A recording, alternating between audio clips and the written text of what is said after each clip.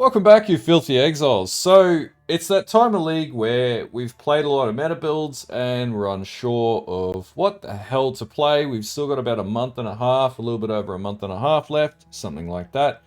And you might be thinking, what else is there to play? I've played all of the, Bone Shatter builds and whatnot. Well, I went trawling through the depths of PoE Ninja and managed to find 10, I guess, less played builds that I guess people are less aware of. And this is the worst thing I could do to myself at this point because now I want to play all these different builds and there's some really cool ones. There's ones that have been around for some time. And the thing I'd say is, like, while metas are the flavor of the month, literally, there are absolutely tons of builds from absolutely amazing players who sort of put together some elaborate creations that legitimately work. Now, this list is going to be this is definitely not League Starter, right? So no League Start here, preface that, no League Start, don't even think about it. Some of these have got Mage Bloods at this stage. They're assuming that you've got a little bit of currency in the bank. Okay, let's get into the video and let's have a look at 10 builds for when you've run out of things to play at the end of League. Okay, so the first build that I've got on the list here is not too crazy of a build, but it's an Inquisitor whereby we're using Ivory Tower, so we've got a bit of a mana stacking situation going on here, and in this case it's ES stacking in particular. And we're essentially using Spellblade and we're using Energy Blade to proc up a Cyclone of Tumult and Ice Spear of Splitting configuration. So overall gearing setup, as you can see, no Mage Bloods or anything like that. We do use a Calendra's Touch, which right now is relatively affordable. And also the rings aren't too wild, and we're also using a Shaper's Touch, which again is pretty affordable at the moment. Crown of the Inward Eye is pretty easy to afford, and it's not the most insane Ivory Tower either. It's pretty stock standard Ivory Tower setup.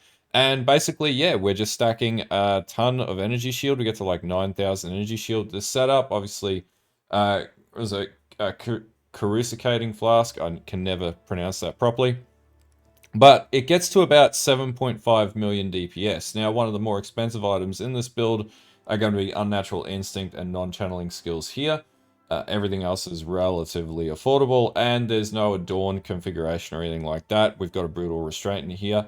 But anyway, yeah, pretty cool looking build. And the other thing is we use Stampede in these types of builds because, for anyone who doesn't know, when you use Cyclone builds, in particular cast on Critical Strike builds, you tend to slow down significantly in your mobility, so you use a Stampede to basically completely circumvent that issue where your movement speed is 150% of its base value and you can't be decreased in your movement speed unless there's ailments and things like that that are getting afflicted against you.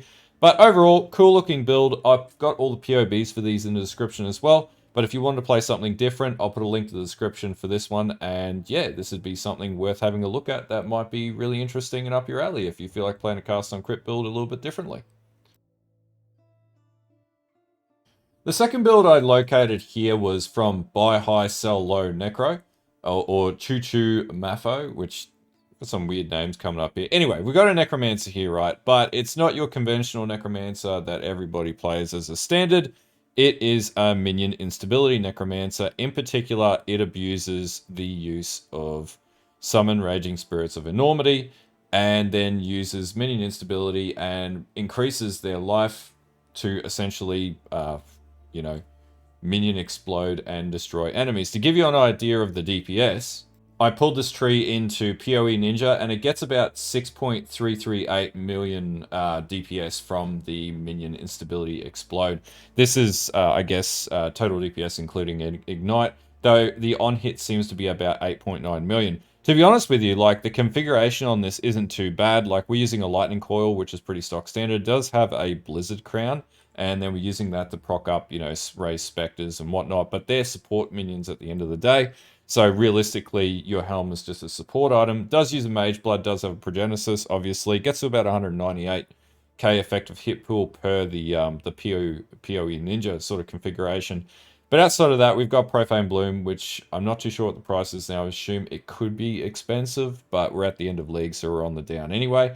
And then we're using, your standard +2 wand, trigger socketed spells with your bone offering, so you get max block as well out of this setup. And this is using the Tarvel Kai, which was an amulet that was used a fairly few number of leagues ago around buffing SRS and sort of dropped off. But for a build like this is actually pretty decent. And to be honest with you, like if you're in a league start scenario and you were looking for a build to play that was something a little bit differently, this build sort of does stick out to me, and it is one that people were recommending to do on the Jug or the Chieftain and things like that, and it's very likely you could actually pull that off on other different ascendancies too.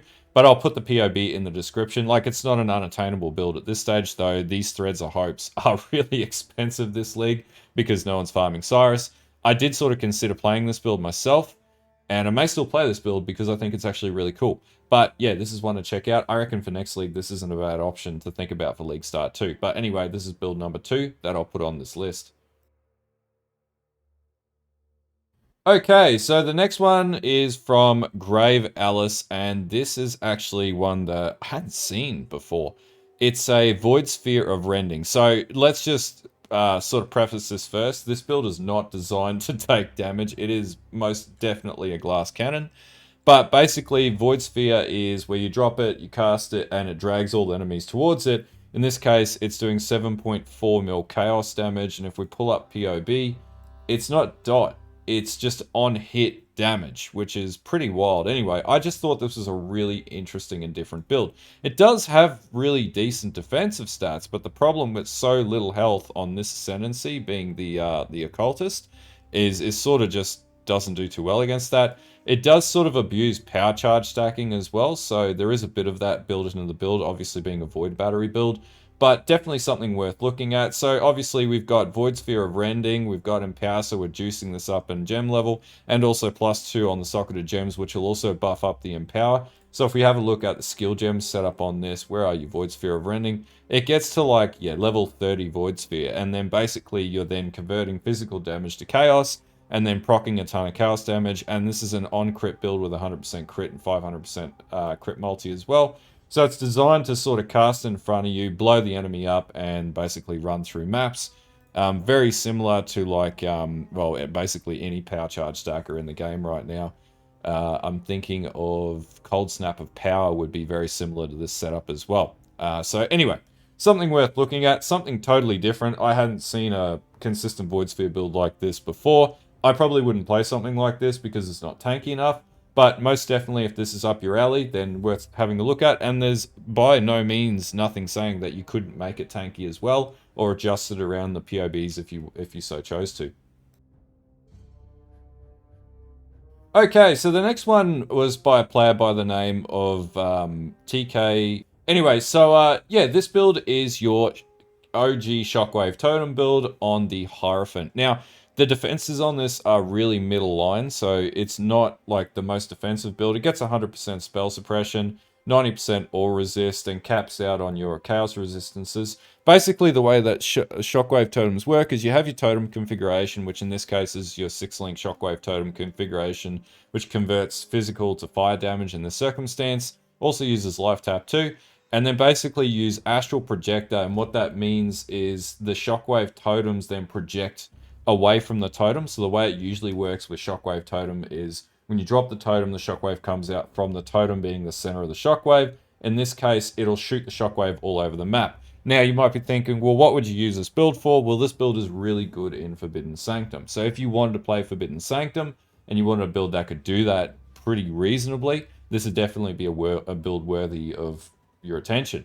And basically, it's just the same old Trials and Tribulations. It's getting like +2 gems on your scepter or wand, whatever that might be, cast speed, crit, stacking fire damage, stacking gem level, astral projector. We've got a Circle of Ambition synthesized ring in here too, which is, you know, buffing up, well, multiple purities, which is wild.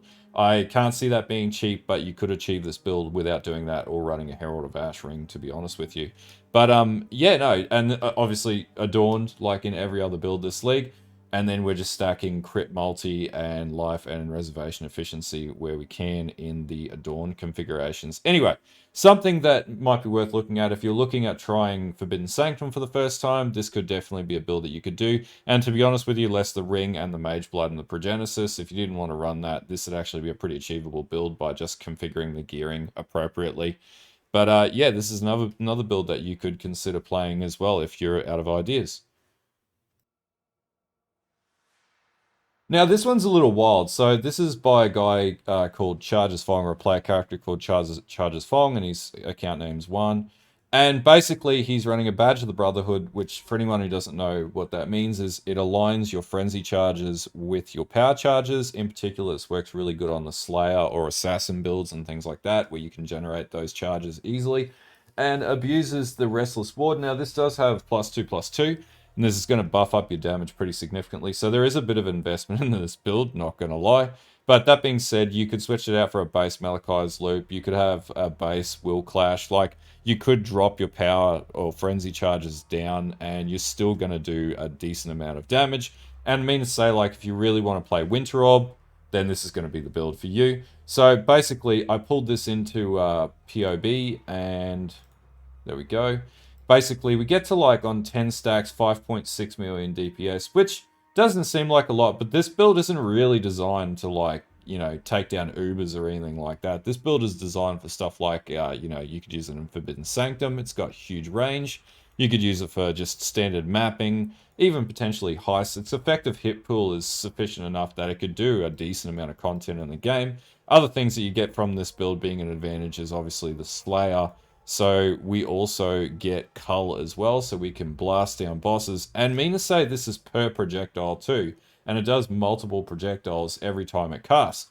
So that's pretty good. Like, it's not a terrible build at all. It's just something totally different. And I didn't realize that people were actually playing Winter Orb on the Slayer period until I started looking at it. So, and Fortitude, I'm pretty sure from memory, gives you the champion ascendancy for Fortify. So you're running around with permanent Fortify on top of that. So anyway, something worth looking at, something totally different. I hadn't seen anything like this before, but people have gotten really creative this league, and I really like stuff like this. Like, I don't know if this would be a great build, but obviously there's enough players, being a reasonable number of players playing it, that it's something worth looking at, even though it would be a little bit squishy.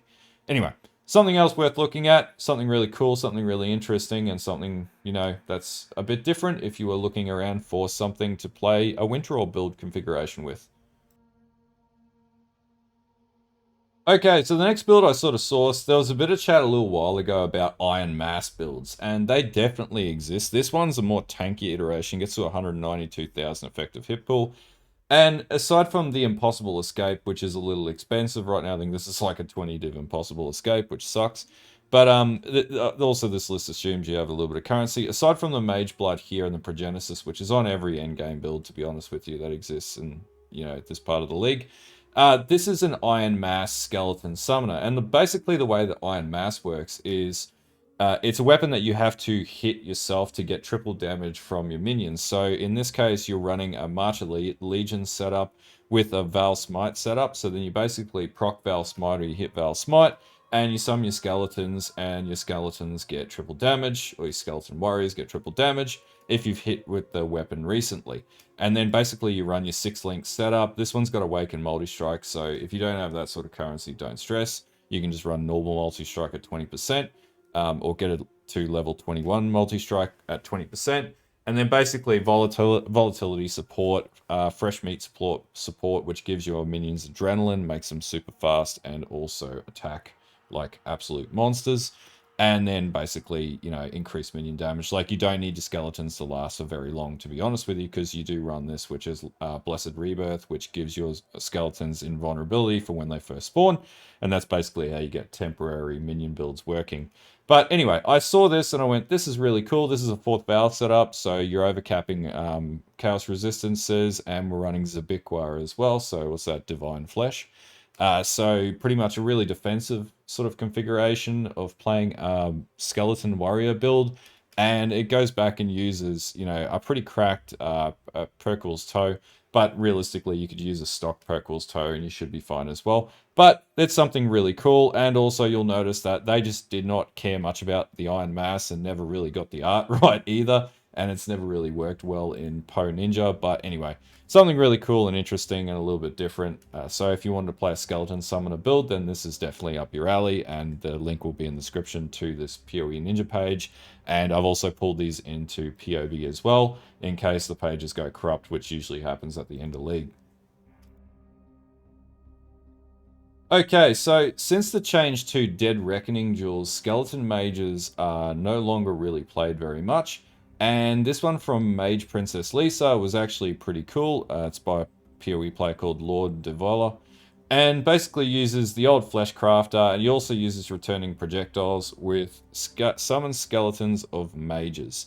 And, you know, it's a conventional Skelly Mage build. It's not like overtly defensive at 97k sort of EHP. It gets about 200k per hit, multiplied by about 12 minions. So it does a fair bit of damage, and it's just like pure chaotic damage on the screen. Now, there are different ways to play this. Obviously, the Fleshcrafter setup was pretty stock standard back in the day.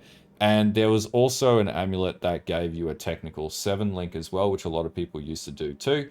But this would be just a cool build. Actually, this configuration is relatively affordable, and except for that ring, are relatively affordable. And, you know, even Zealotry, these are like less than like 50C now or something like that.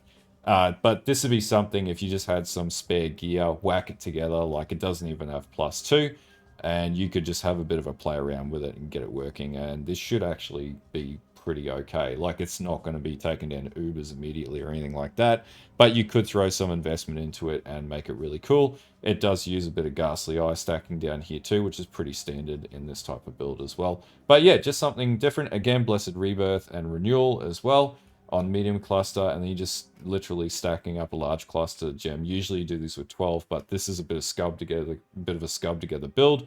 But yeah, something different to try. If you hadn't played Skelly Mages, or if you're new to the game, Skelly Mages used to be absolutely huge, and it'd be really good to see this make a comeback in future leagues, because it's not a bad build at all. It's just the meta has really shifted in the game, and we've went away from playing a lot of necromantic builds, but Necromancer is still pretty cool, and there's a lot of players that still play these types of builds league for league, and there's a number of players playing this as well. Anyway, this is build number 7, and build number 8 is going to be pretty cool as well. I actually saw this one myself and was like, this is really cool. So this is by a guy who's called Chidge, right? And what this is a Herald of Purity build, stacking build. So you basically buff up the aura Herald of Purity, and then you juice up the Herald of Purity minions to be, or Sentinels of Purity, to then do huge amounts of damage to enemies. This also synergizes with the Radiant Crusade node as well, where you get the level 20 Sentinel of Radiance, which is pretty good at taking down bosses and stuff like that. And yeah, so we get to a pretty moderate amount of health. And the cool thing is this Martyr's Teaching Scepter, Scepter, which gives minions base attack critical chances equal to the critical chance of your main hand weapon, and you get a lot of critical chance. So basically your minions get a huge buff up, and pretty much everybody is running this on this particular build. And then we use, pardon me, Ball Lightning to proc the Herald of Purity, and then basically, yeah, it just does its thing. It just smashes its way through and kills everything. Now with this build, you also want to drop Brittle. When you drop Brittle on this build, it enhances the damage that your Sentinels of Purity output pretty significantly. And to give you an idea of the damage that this is outputting per Sentinel, it gets to somewhere around 1 point. By the way, this is all set to Guardian damage. I haven't fully configured this, so there's definitely a lot of stuff that goes on here to buff up further. But with Feeding Frenzy up, it gets to about 2 mil per Sentinel, so it gets to about 8.4 mil, something like that, 8.48 mil, something like that, give or take some DPS. So it's pretty moderate, considering it's not the tankiest build in the world, but it definitely is one that is going to do some justice here. You can proc that block chance up and fix that as well. But fundamentally, it's just a really cool build, something totally different. Uses the old Utula's Hunger, which has been pretty heavily abused in recent leagues. And then, yeah, you run around, you just basically cast your Ball Lightning, and it'll do a ton of damage. I actually did a Hoa Hop build very similar to this back in the day, many, many leagues ago, and it's a really fun build, just really underutilized. A lot of people don't realize these builds exist because all they see is the metas. But yeah, this will definitely take down some stuff. It's probably not going to take down Ubers, but like, you know, it's there for a bit of fun, something to try different, and mean to say, like, if you invest enough into anything, you can take down Ubers at the end of the day.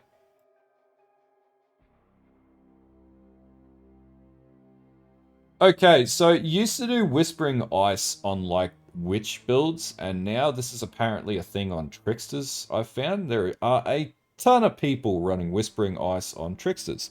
And the way that you do this is you run up Energy Shield, and then basically, this is an instacker by the way. But this is a pretty okay instacker. Like the belt's going to set you back, obviously. The helm's going to be a bit harder to get, and you know you've got to get some intelligence here and there.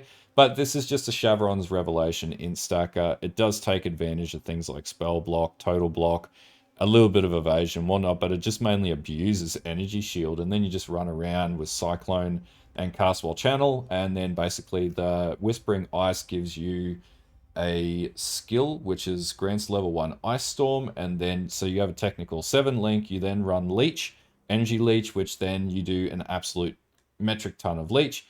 And from looking at this build, I'll just go into the thingamabob.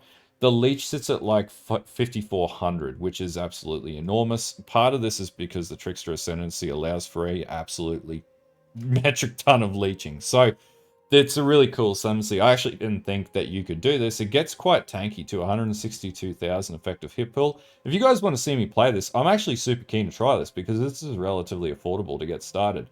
Like, stacking up the intelligence will take a little bit of time and a little bit of investment, but in this case, it's not going to be impossible. You get polymath, and one of the big issues with the build was around movement speed, and in this case, one step ahead, your action speed is at least 108% base value.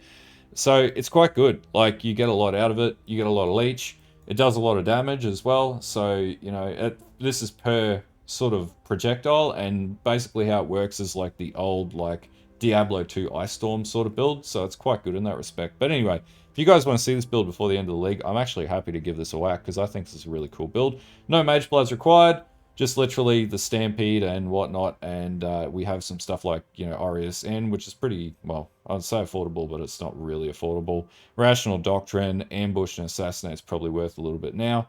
But yeah, overall, really cool build, something worth checking out if you want to play something totally different. Didn't realize that you could play it on the Trickster, and that's why I love doing this exercise, because now I'm like, hey, I've got ideas for league starts for next league, and this was definitely something that I would consider. Also, Whispering Ice is dirt cheap. And you could get some pretty cool corrupted variants as well. Okay, so the last one is, I can't pronounce that. I unfortunately can't read that. But anyway, the last one's really cool. So this is, I never knew this item actually existed. It's called the Apostate, and basically gives you maximum life instead of maximum energy shield from your equipped armor items, which I thought was really cool. So instead of getting the energy shield, it gives you the percentage energy shield increase for life. So in this case, this gets to 23.9 thousand life, which I thought was absolutely wild. Though it doesn't seem very tanky, that's the only thing. Now, the reason why I was fascinated by this build, Dark Pact. Now, the way that Dark Pact usually works is you want to use a summon skeleton, your summon skeleton configuration to do Dark Pact.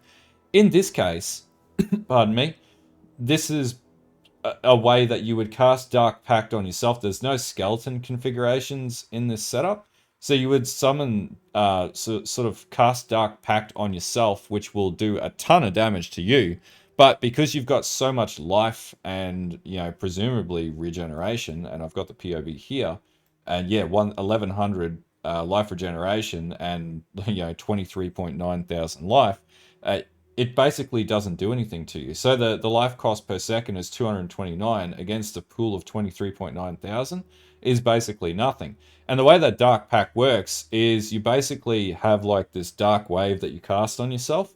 It's not used. Like, it is just not a used skill as a day-to-day skill that people normally play anymore. It once upon a time was a thing. It just sort of dropped off. Now, if there are alt gems coming out or trans gems coming out next league for Dark Pact, this would definitely be a build worth considering. And based on the fact that there is no alt gem or trans gem for this yet, I would be pretty hard pressed to say that this might actually be something worth playing next league. And we'll see a whole new meta which may sort of conform to this. Uses the Untouched Soul, which on low rolls is pretty affordable, but I haven't checked these particular rolls yet. Divinaris, you know, pretty affordable.